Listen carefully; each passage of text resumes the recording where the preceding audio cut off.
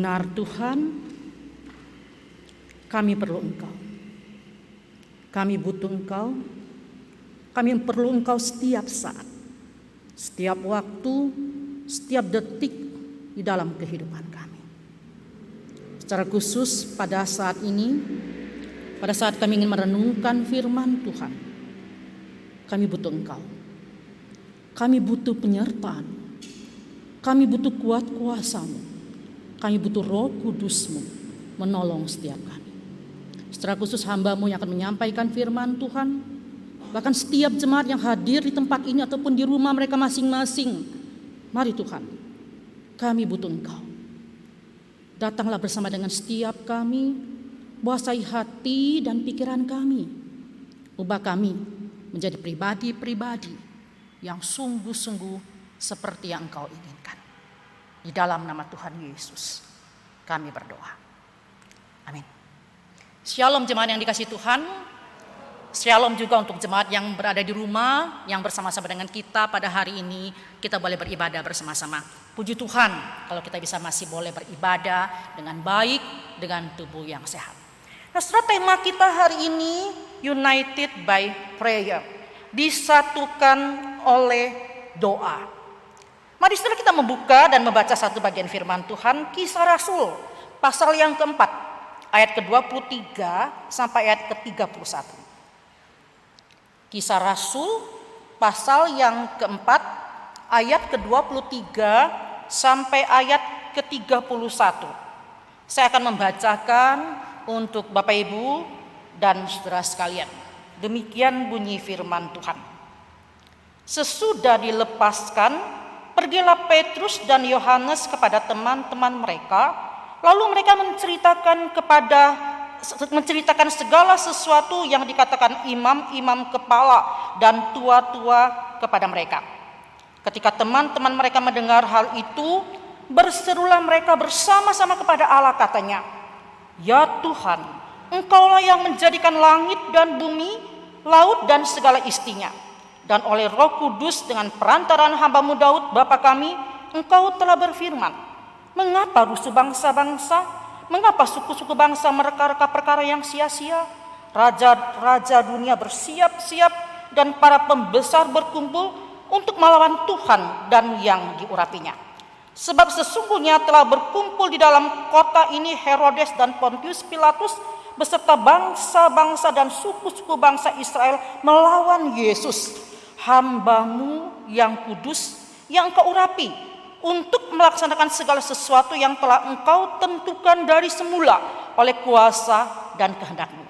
Dan sekarang ya Tuhan, lihatlah bagaimana mereka mengancam kami, dan berikanlah kepada hamba-hamba-Mu keberanian untuk memberitakan firman-Mu.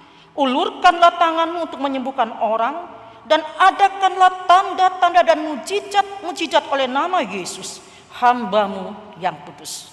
Dan ketika mereka sedang berdoa, goyanglah tempat mereka berkumpul itu, dan mereka semua penuh dengan Roh Kudus. Lalu mereka memberitakan firman Allah dengan berani.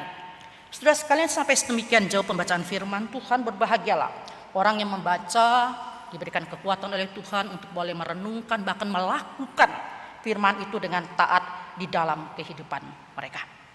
Setelah di dalam persekutuan Abigail, persekutuan KW atau kaum wanita yang kedua, yang terdiri dari ibu-ibu yang cukup muda, saudara sekalian, setiap kali di akhir persekutuan kami itu mengadakan semacam doa syafaat. Selesai persekutuan, setelah persembahan, saya naik ke depan, kemudian tanya kepada ibu-ibu apa yang menjadi kebutuhan mereka, apa yang akan kami doakan bersama-sama, apa yang menjadi pergumulan mereka. Setelah ibu-ibu itu kebanyakan mengatakan bahwa ada siapa yang sakit, tolong doakan. Kita juga bisa berdoa bagi keluarga mereka yang sedang bergumul. Ada juga dari keluarga mereka yang sedang mengalami sakit penyakit, kesulitan dan lain sebagainya. Kita juga bisa berdoa untuk bangsa dan negara dan kondisi yang ada pada waktu itu, saudara sekalian. Banyak hal yang bisa kita doakan. Ada ibu-ibu yang meminta doa supaya dapat menantu yang baik. Malu-malu mengatakan, saya pengen didoakan dapat menantu yang baik, yang cantik, yang baik, yang cakep, yang takut sama Tuhan. Lalu saya tanya lagi, mau gak yang tajir? Mereka mengatakan, tentu mau, saudara. Cuman malu ngomongnya. Setelah di tengah-tengah doa itu, saya berkesan sekali ada seorang ibu dengan polos suatu kali berkata, Cik Asiu tolong doakan saya. Apa yang akan didoakan? Saya tanyakan. Dia katakan, saya minta didoakan anak perempuan saya sudah bertahun-tahun menikah tapi belum hamil. Dan saya pengen punya seorang cucu. Tolong doakan. Saudara, ada yang ketawa pada waktu itu. Tapi kita kemudian berdoa bersama-sama untuk ibu ini, untuk putrinya yang ingin sekali mengandung, dan kemudian ibu ini pengen dipanggil Popo. Saudara, kita doakan itu, saudara, semua itu berlalu. Setiap minggu kita melakukan itu satu kali, saudara. Saya mendapatkan beberapa bulan kemudian chat dari ibu ini. Saya baru dan saya baru ingat kembali.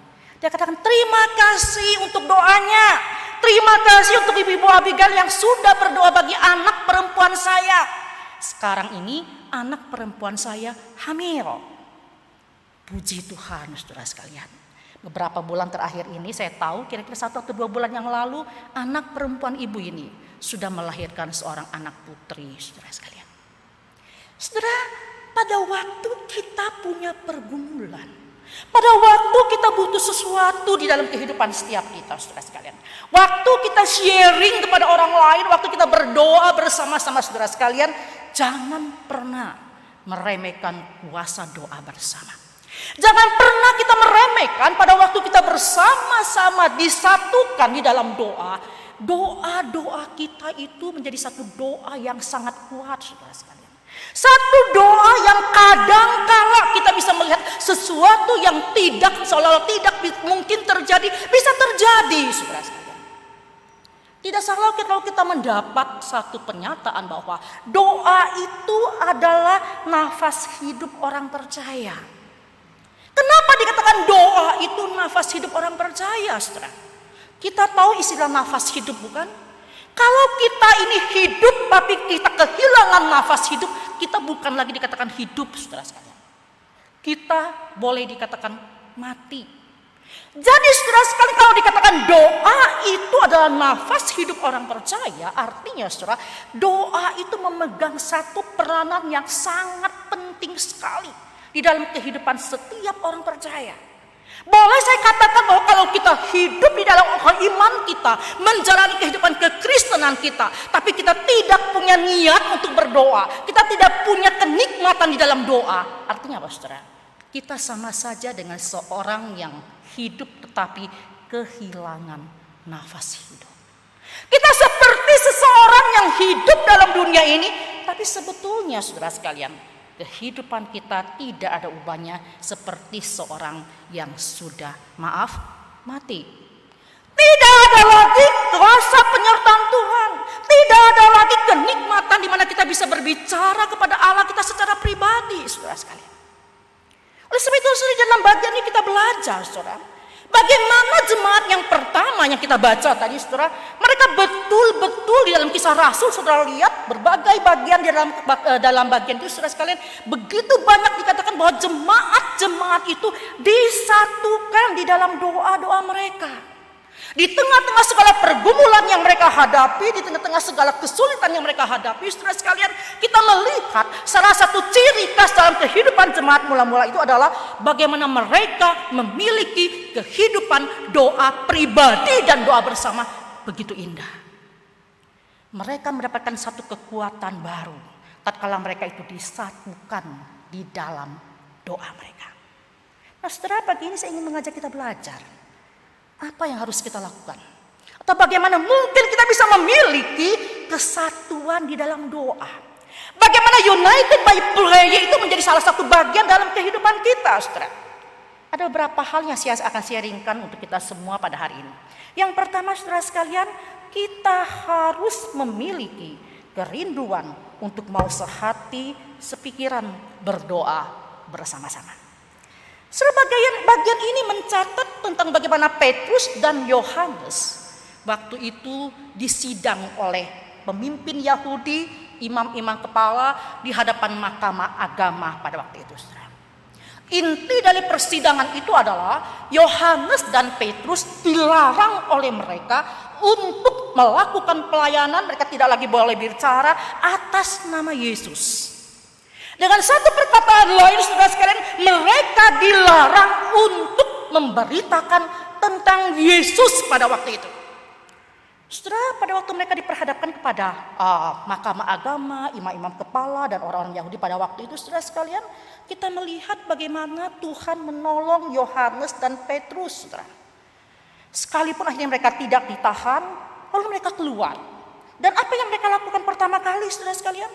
Tatkala mereka keluar dari tempat pertemuan tersebut, mereka datang ke sekumpulan orang-orang yang dikatakan, saya pikir mereka pasti tahu apa yang dialami oleh Yohanes dan Petrus pada waktu itu, saudara sekalian.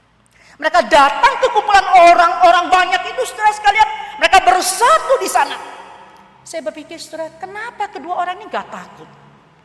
Apakah saudara sekalian pada waktu itu lebih baik bukan kalau mereka pergi paling tidak calling down dulu, saudara sekalian?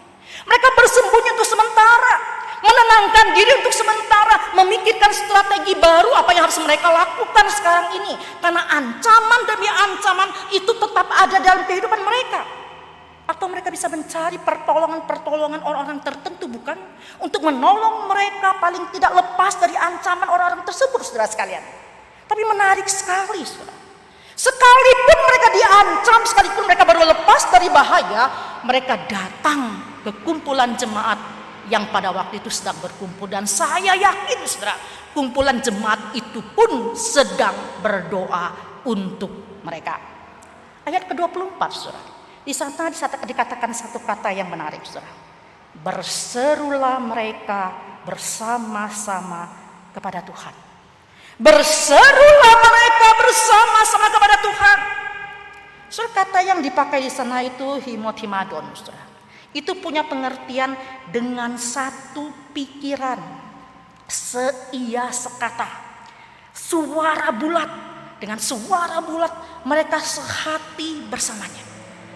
Semungkin sekali pada waktu itu mereka berdoa bersama-sama. Ada satu orang yang memimpin doa itu dengan suara yang besar. Dan walaupun yang lain itu berdoa dengan suara yang kecil, paling tidak mungkin dari mereka pun ada yang berdoa dalam hati mereka. Mereka mengamini doa dari seorang itu, dan saudara, mereka seia sekata, sehati sepikir. Mereka berdoa bersama-sama. Mereka memanjatkan doa bersama-sama.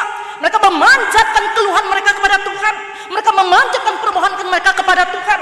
Mereka menyampaikan keluhan, bahkan mungkin kekhawatiran dan ketakutan mereka kepada Tuhan.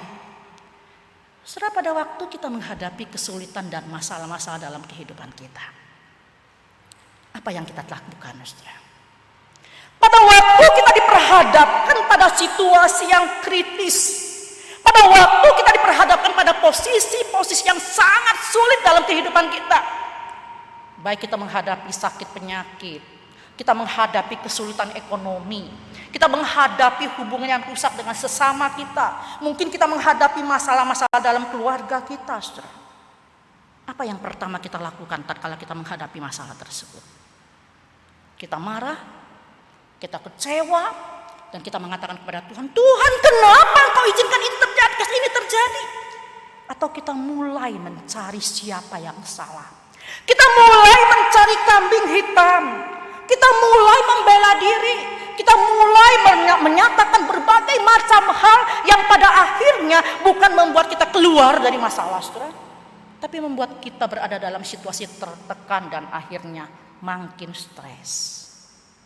Bapak, Ibu, dan jemaat yang dikasihi Tuhan, saudara-saudara sekalian, pada waktu kita menghadapi kondisi-kondisi yang sangat sulit di dalam kehidupan kita, saudara sekalian, kita contoh apa yang dilakukan oleh Petrus, Yohanes, dan orang-orang jemaat mula-mula pada zaman itu.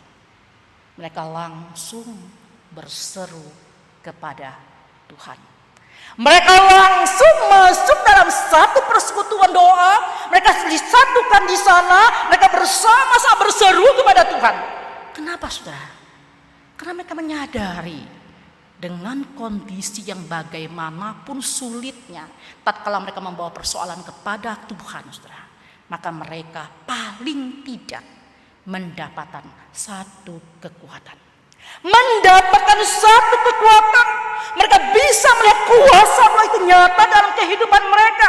Sehingga tidak mengherankan saudara sekalian, doa itu menjadi sesuatu yang sangat penting sekali. Secara khusus di dalam kehidupan orang-orang percaya pada abad-abad permulaan pada zaman gereja mula-mula. So, saya yakin dan percaya kita semua tahu pentingnya doa, saudara. Kita tahu doa itu adalah nafas hidup bagi setiap kita. Tapi yang menjadi masalah, saudara sekalian, maukah kita betul-betul berjuang untuk sungguh-sungguh dengan sehati bersama dengan jemaat Kaimtong khususnya, kita membangun satu persekutuan doa yang indah. Saudara, gereja kita memberikan dalam kondisi yang pandemis seperti sekarang ini pun tetap ada persekutuan doa, saudara. Doa pagi kita adakan setiap hari, doa Kamis sore kita adakan juga, saudara sekalian. Sebetulnya dalam kondisi yang seperti ini bagi saya pribadi, saudara, saya menikmatinya, saudara. Memang sebelum pandemi saya dari Senin sampai Jumat saya pasti ikut doa pagi. Sabtu karena saya saya nggak datang, saudara. Tapi dalam masa-masa pandemi ini saya merasakan lebih nikmat dalam arti apa, saudara? Saya nggak perlu repot-repot jam 4:30 pagi mandi seperti biasanya. Saya cukup santai, jam 6 kurang sedikit saya siap-siap untuk ikut doa pagi. Saya tidak usah berkendara dari rumah ke sini, tidak usah dalam cuaca dingin datang ke sini. Saya hanya buka Zoom, kemudian saya bisa ikut berdoa di sana. So, saya yakin dan percaya, saudara, kalau saya nggak mau, nggak bisa. Kalau saya nggak mau bangun pagi, nggak bisa. Saya sering kali bilang kepada keponakan saya, kurangi tidur lebih cepat, bangun lebih pagi, berdoa kepada Tuhan. Nggak ada orang yang bangun lebih pagi itu kemudian sakit lalu mati. Nggak ada. Saudara sekalian, kalau kita punya kemauan hati, kerinduan hati untuk datang di dalam persekutuan doa seperti ini, kita akan menikmati satu sukacita yang luar biasa. Saudara ikut home, di dalam home pun saudara bisa berdoa bersama-sama, bukan? Saudara bisa sharing tentang kebutuhan saudara, saudara bisa didoakan satu dengan yang lain, saudara bisa menikmati itu, saudara. Saya rindu setiap jemaat Kaimtong, setiap Bapak Ibu dan jemaat yang dikasihi Tuhan. Di dalam zaman yang seperti ini, saudara sekalian, kita tidak mungkin bisa hidup tanpa kita memiliki satu relasi yang indah bersama dengan Tuhan. Relasi di dalam kita membaca firman Tuhan dan relasi kita di dalam kita berdoa kepada Tuhan. Saudara, mungkin awalnya kita akan mengalami kesulitan, tapi saya yakin setelah kita melaluinya bertahun-tahun, itu kenikmatan tersendiri. Dan tatkala kita tidak hadir di sana, kita merasa kehilangan, saudara sekalian. Satu kenikmatan tersendiri di mana kita tahu, disitulah kita bisa berbicara secara pribadi dengan Tuhan. Disitulah kita bisa menikmati satu kebersamaan, di mana kita bisa berdoa banyak hal untuk bersama-sama dan kita bisa menikmati hasil doa kita, saudara. Pada waktu ibu tadi mengatakan kepada saya bahwa terima kasih anak saya sudah didoakan dan sekarang sudah hamil. Saudara, pada awalnya saya nggak terlalu ngeluh, saudara. Karena bagi saya kalau mereka minta doakan, memang saya doakan sama-sama. Kadangkala juga saya ingat dalam doa pribadi saya, tapi saya tidak mengingat itu terus-menerus, saudara. Tapi pada waktu dia mengatakan terima kasih putri saya sudah hamil, itu berkat doa-doa kalian. Saudara, waktu itu hati saya tertegur, saudara. Saya mengatakan, Tuhan, sebetulnya Tuhan itu luar biasa. Sekalipun saya tidak ingat lagi apa yang menjadi permintaan ibu ini kalau dia tidak mengatakannya, tapi Tuhan menjawab doa itu, saudara. Bapak Ibu dan jemaat yang dikasihi Tuhan, saudara sekalian, mari saudara, di dalam kehidupan kita butuh nafas. Nafas hidup itu Tuhan berikan gratis bagi setiap kita. Dan Tuhan juga berikan kita satu akses yang gratis, saudara. Di mana setiap saat, setiap waktu kita bisa berbicara pada Tuhan kita. Dan kita bisa menantikan dengan setia, dengan sabar. Waktunya Tuhan menyatakan jawaban doa dan kehendaknya bagi setiap kita. Yang kedua, saudara sekalian, bagaimana kita bisa disatukan di dalam doa? Yang kedua itu kita harus memiliki kesungguhan hati untuk memohon pertolongan Allah. So di dalam ayat 25 dan ayat 26, kita mengetahui bahwa pada waktu itu para murid memahami satu kebenaran yang sangat penting, saudara. Mereka memahami bahwa segala sesuatu yang dilakukan oleh dunia, oleh penguasa yang sehebat apapun, oleh siapapun yang melawan Tuhan, maka usaha mereka itu pasti akan sia-sia. Tidak ada seorang pun dalam dunia ini, sekalipun dia sangat hebat, berkuasa, berkedudukan, dia juga sangat kaya, tatkala dia bisa melawan Tuhan dan dia menang. Jarang, saudara. Bahkan dikatakan tidak mungkin seseorang bisa melawan Tuhan dengan kekuatannya. Kita banyak mendapatkan kesaksian, bukan? Dari orang-orang yang ingin menyangkal Tuhan, orang-orang yang boleh dikatakan menghina Tuhan dalam kehidupannya. Mereka akhirnya kehidupan mereka itu hancur, saudara sekalian. Saudara sekalian, kita memiliki Allah yang luar biasa. Para murid menyadari pada waktu itu, saudara sekalian. Sehingga saudara, kalau mereka menghadapi masalah, saudara sekalian, mereka datang kepada siapa, saudara? Datang kepada Allah yang jelas, Allah yang benar. Dalam bagian dikatakan Allah yang menciptakan langit dan bumi, Allah satu-satunya, Allah yang berbeda dengan Allah yang lain, Allah yang demikian berkuasa. Itulah yang menjadi satu fokus di dalam doa-doa mereka. Mereka tujukan doa mereka itu kepada Allah yang benar, saudara sekalian. Dan mereka meyakini tidak ada satupun rencana Allah itu bisa digagalkan oleh manusia-manusia yang menentang dia. Rencana Allah itu adalah rencana yang kekal. Sehingga tidak mengherankan, saudara sekalian, tatkala mereka mendapatkan ancaman, saudara, mereka datang membawa permohonan mereka kepada Allah, Allah penguasa langit dan bumi. Di ayat 29 bagian B, saudara sekalian, kita melihat satu pernyataan yang menarik dalam bagian itu. Dikatakan di dalam bagian itu, berikanlah kepada hamba-hambamu keberanian untuk memberitakan firman-Mu. So, perhatikan isi doa mereka, saudara. Perhatikan isi doa jemaat mula-mula ini. Dalam situasi yang sulit seperti itu, saudara, mereka tidak minta Allah melepaskan mereka dari ancaman musuh mereka. Mereka tidak meminta Allah itu sepertinya menutup mata para musuh mereka, sehingga musuh itu tidak tahu tempat mereka berada saat itu, sehingga mereka mendapatkan perlindungan dari Tuhan. Enggak, saudara. Mereka juga tidak berdoa supaya Tuhan itu memberikan berkat bagi mereka, keselamatan bagi keluarga mereka. Enggak, saudara sekalian. Tapi yang mereka doakan ini luar biasa. Berikanlah kepada hamba-hambamu ini keberanian untuk memberitakan firman-Mu. So, kita lihat dari pasal keempat ayat ke-13. Peristiwa sebelum bagian ini. Di situ kita mendapati betapa beraninya rasul-rasul itu menunjukkan keberanian mereka di hadapan mahkamah agama. Mempertahankan iman mereka sekalipun dengan ancaman hukuman mati. Tapi mereka berani bertahan dan tidak gentar sama sekali. Nah, saudara, kan dalam bagian ini sekali lagi, saudara, sekalipun mereka sudah ditangkap, diadili lalu dilepaskan, saudara, sekali lagi doa mereka itu apa, saudara? Berikanlah kepada kami kemampuan, atau berikanlah kepada kami keberanian untuk kami bisa memberitakan firman-Mu.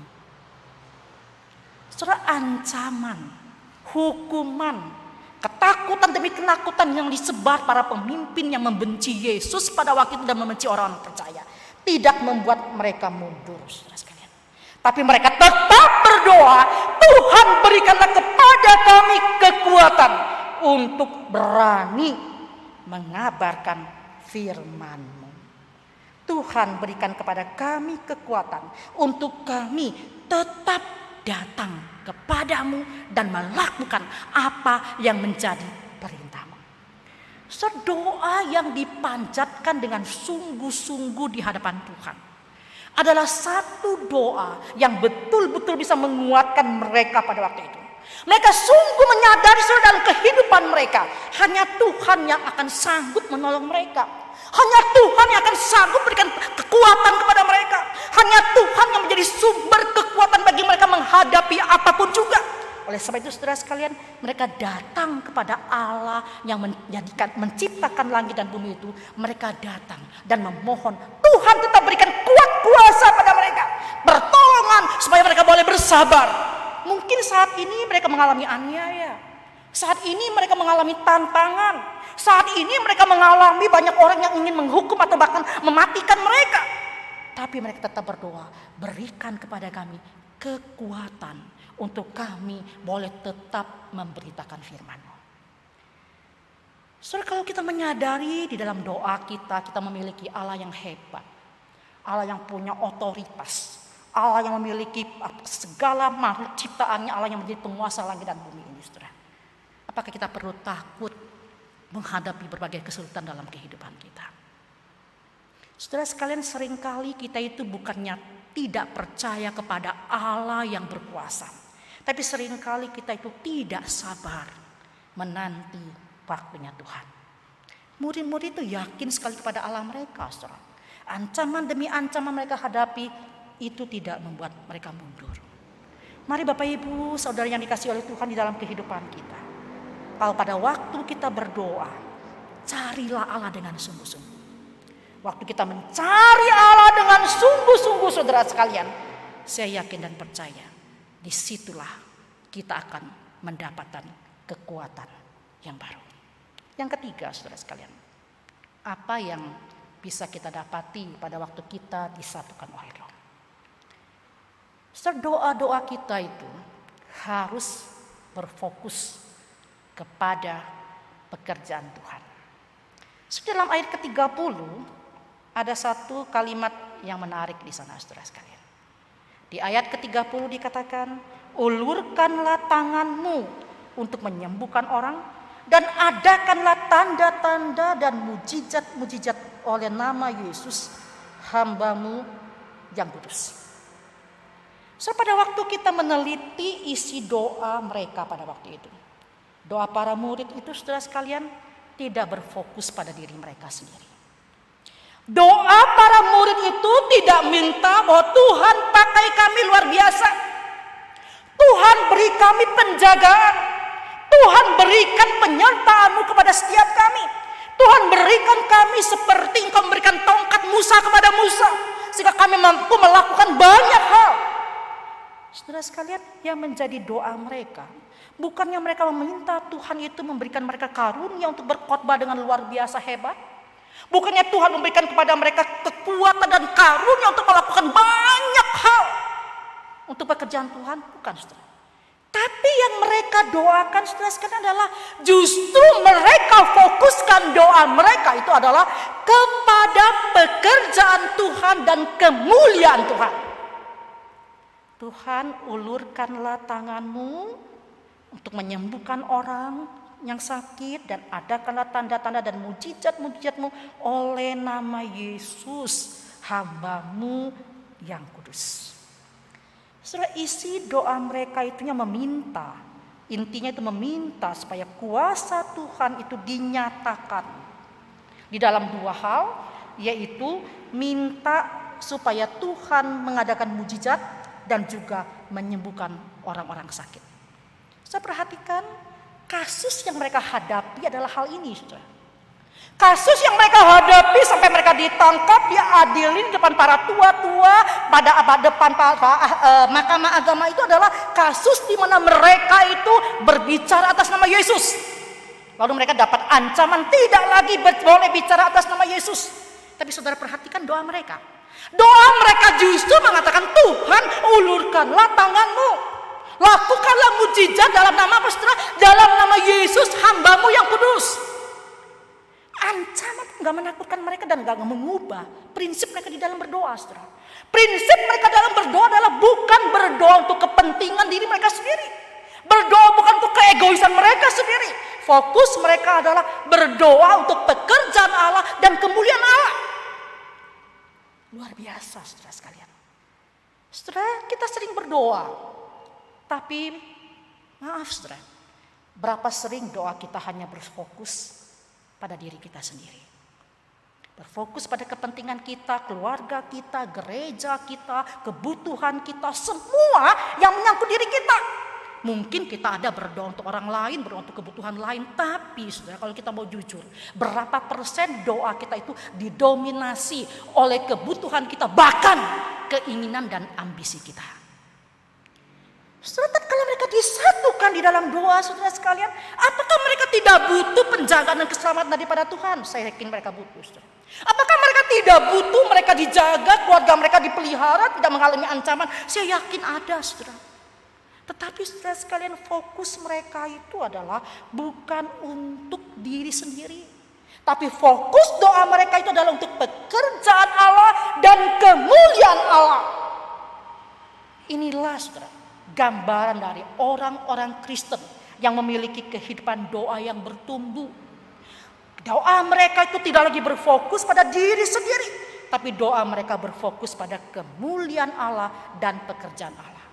Mereka meyakini kebenaran yang dikatakan oleh Yesus dalam Matius 6 ayat 33.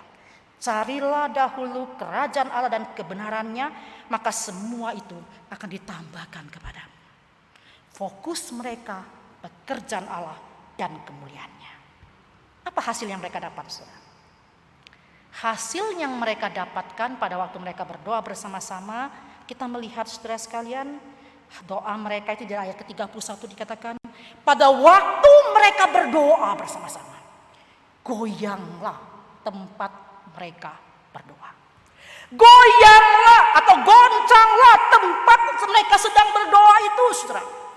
Ini satu mujizat yang terjadi, saudara. Bahkan dikatakan di dalam bagian itu, mereka semua penuh dengan Roh Kudus dan mereka memiliki keberanian untuk memberitakan firman Allah.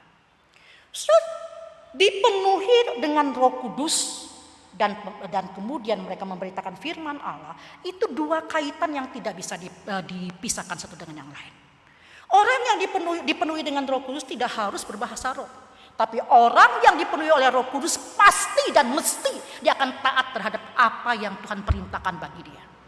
Orang yang dipenuhi oleh Roh Kudus pasti dia akan melakukan pimpinan dan kehendak Tuhan dalam kehidupannya. Dan dia betul-betul akan hidup sesuai dengan apa yang Tuhan inginkan di dalam kehidupannya.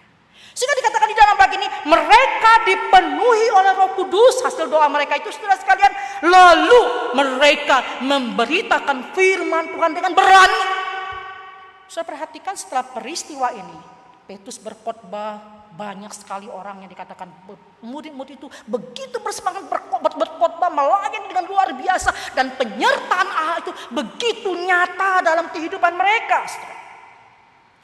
Semua itu apa, saudara? Hasil dari pertolongan Allah dalam hidup mereka. Penyertaan Allah dalam kehidupan mereka. Mereka menyadari pada waktu mereka berani menghadapi ancaman, berani menantang musuh pada waktu itu, keberanian itu bukan dari mereka. Keberanian itu bukan karena mereka hebat. Enggak, saudara. Keberanian itu berasal daripada Allah dan itu mereka dapatkan di dalam kuasa doa. Bapak, Ibu dan jemaat yang dikasihi Tuhan, saudara pernah enggak menikmati kuasa doa dalam kehidupan saudara? Saudara pernah nggak menikmati satu kuasa doa di mana saudara merasakan waktu saya berdoa, apalagi berdoa bersama dengan orang-orang seiman, saya sungguh merasakan kasih karunia Allah itu luar biasa. Satu kali saya pernah ikut acara retreat itu nggak terlalu banyak peserta. Retreat itu diadakan khusus untuk para pemimpin gereja. Waktu saya mengikuti retreat itu, saudara, itu kalau nggak salah diadakan 4 atau 5 hari, saudara. Orang-orang yang ikut gak terlalu banyak, tetapi saya melihat, saudara, ada satu kuasa yang luar biasa dinyatakan selama retreat itu, karena saya di dalamnya. Waktu saya dengar firman Tuhan sesi demi sesi, saya pikir Tuhan ini firman Tuhannya sederhana. Saya sudah tahu bagian ini, tapi gak tahu kenapa saudara, pada waktu saya mendengarnya saat itu, hati saya tersentuh dan saya punya tekad saya ingin melakukan seperti apa yang dikatakan. Padahal saya sudah tahu firman itu, saudara. Sesi demi sesi itu terus berulang seperti itu. Yang membawakan firman Tuhan ada hamba Tuhannya, kadangkala juga penatua awamnya, orang-orang yang sederhana. Tapi saya melihat, saudara, dalam setiap sesi itu kuasa Tuhan itu dinyatakan. Peserta itu bisa bersaksi. Bersaksi bukan hanya bersaksi untuk mendapat apa yang dia dapatkan dari retreat itu, enggak, saudara. Tapi mereka berani bersaksi, para pemimpin ini mengakui dosa mereka yang selama ini mereka sembunyikan bertahun-tahun. Mereka menangis, mereka hancur hati dan memohon Tuhan itu mengampuni mereka. Sekalipun dikatakan suami saya nggak tahu, istri saya nggak tahu dosa seperti ini, tapi saya sekarang ini sadar karena saya mendengar firman Tuhan dan saya diubahkan. Saya tertarik sekali. Ini apa sih sebabnya? Kenapa retreat ini kok bisa seperti itu? Saya bangun lebih pagi, saya jalan-jalan sekitar itu dan saya menemukannya, saudara sekalian. Ternyata saudara, sebelum retreat itu dimulai, mereka ada kumpulan doa bersama. Saya amati, panitia itu berdoa bersama. Dan saya terus amati, saudara sekalian, selama retreat sesi demi sesi itu berlangsung, tim doa, walaupun dengan orang yang berbeda, kumpulan orang-orang ini tetap berdoa sepanjang retreat itu. Dan waktu saya menyadari, saya katakan inilah kuncinya. Kenapa setiap kami dalam retreat ini, sekalipun firman yang disampaikan, saya sebagai hamba Tuhan, saya tahu sudah itu firman, saya sudah sering dengar, tapi kenapa waktu saya sekarang dengar itu betul-betul menyentuh sekali dan saya ingin berubah dan ingin diubahkan. Kenapa saudara? Kuasa doa dari sekelompok orang yang terus-menerus berdoa sepanjang retreat itu berlangsung. Bapak Ibu yang dikasihi Tuhan, dalam kehidupan kita, saudara, kita butuh berdoa. Kita butuh menikmati doa. Dan kita butuh disatukan oleh doa. Yang menjadi masalah, maukah kita berdoa? Maukah kita datang dalam persekutuan doa, ikut home? Maukah kita terlibat di dalam pekerjaan Tuhan? Dan di sanalah kita bisa melihat kesungguhan kita memohon kepada Allah. Dan pada waktu kita sungguh-sungguh memohon kepada Allah, kita akan mendapati bagaimana kuasa Allah itu dinyatakan. Saya rindu saudara, dalam masa-masa seperti ini jemaat KIM Tong dan siapapun kita dibangunkan untuk kita disadarkan. Doa itu nafas saya. Kalau saya tidak berdoa, berarti saya orang yang sekarat, bahkan mungkin saya ada orang yang hampir mati. Karena saya tidak bisa mendapatkan kekuatan baru setiap hari. Mari Bapak Ibu, kita sungguh-sungguh memberikan atau menerima apa yang Allah tawarkan kepada kita. Nafas hidup diberikan gratis. Kita pun boleh berdoa kepada Allah secara gratis. Allah gak menentukan waktu bagi setiap kita. Kapanpun, dimanapun, kita bisa datang kepada Allah dan kita pakai akses itu. Untuk sungguh-sungguh kita bisa melihat nama Allah dipermuliakan. Pekerjaan Tuhan itu betul-betul bisa kita laksanakan dengan baik. Dan kita menjadi pribadi-pribadi yang semakin hari semakin bertumbuh di dalam pengenalan kita kepada Tuhan. Di dalam kita menikmati persekutuan doa kita bersama dengan Tuhan. Kita berdoa.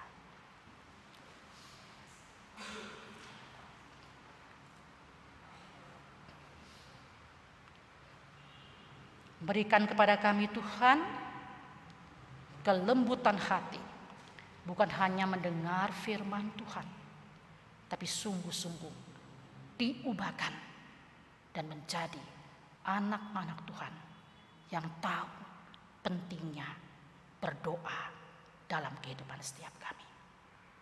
Berkati kami Tuhan, pergumulan apapun bisa kami bawa ke hadapan Tuhan, dan ajar kami untuk boleh ditegur, diteguhkan, dikuatkan, disadarkan, sehingga kami boleh memakai waktu yang masih Tuhan berikan kepada kami untuk kami boleh menikmati satu persekutuan doa yang indah secara pribadi dan juga satu persekutuan doa di mana kami bisa bersama-sama disatukan oleh doa, dan di sanalah kami melihat nama Tuhan ditinggikan.